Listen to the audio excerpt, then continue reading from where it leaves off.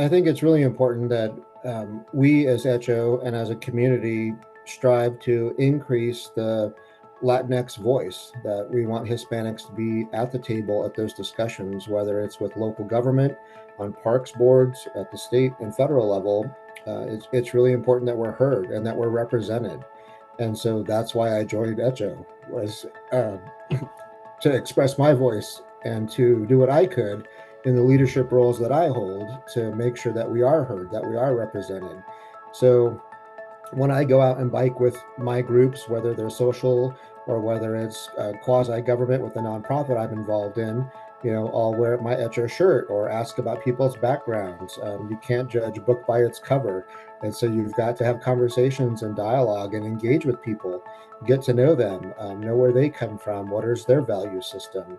And I think that if we do that more often, we will find, um, you know, more people that are interested in conservation, but also hopefully strive to increase what the Hispanic presence is, and get more Latinx voices involved in that process. As we look at more environmental issues, the green energy and climate change comes up in many of the interviews you see or in conservation, but I think that that also applies to recreation. We've gotten out and talked about hiking or just going out on walks with the dog, with the family.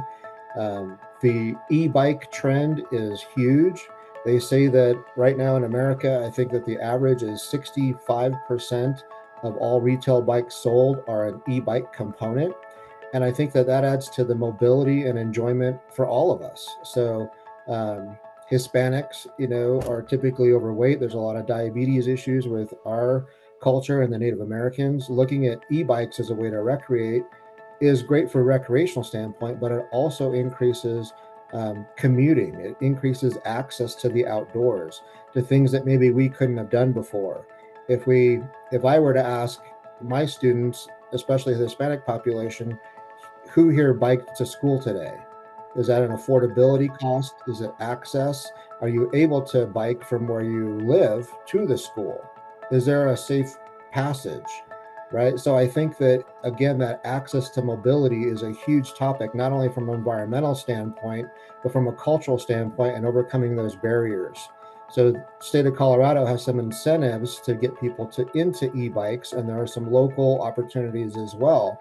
But that really adds to the recreational mission, I think, of HECHO, where in previous years I may bike a mile or maybe 5 miles, and that may be the maximum that I'm physically able to comfortably, physically, from a health standpoint. But if you can increase that to 5 miles, you're more heart healthy, right? To 10 miles, you're getting out and enjoying more your senior, you're getting to know your community. And if you see it, you're more likely to protect it. As you said earlier, if we enjoy those things and we're able to see it, then we're likely to help enjoy it and then ultimately protect it. And that's for generations, not just for one generation, but it's something I'm going to take my kids to. If I'm able to bike a little bit, whether that's 3 miles, 5 miles, 10 miles, I'm going to all of a sudden want to take my wife. I'm going to want to take my kids. And it's going to be an activity that we all do. And I think that's how we raise the voice and the bar to accessibility, to the health issues that we see in our communities, and ultimately to protecting the environment and being more conservation minded.